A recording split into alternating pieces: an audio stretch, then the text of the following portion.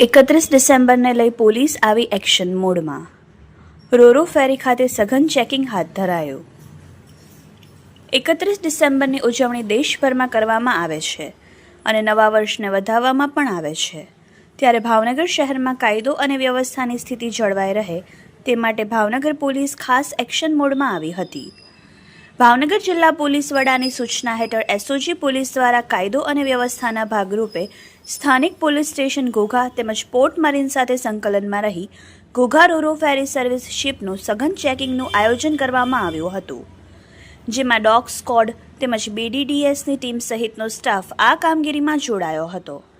આ ચેકિંગ દરમિયાન 29 કાર, 15 જેટલી લોડિંગ ટ્રકો અને વાહન ચાલકોનું ચેકિંગ કરવામાં આવેલ તેમજ સમગ્ર શિપનું ડોગ સ્ક્વોડ તેમજ BDDSની ટીમ દ્વારા સઘન રીતે ચેકિંગ હાથ ધરવામાં આવ્યું હતું.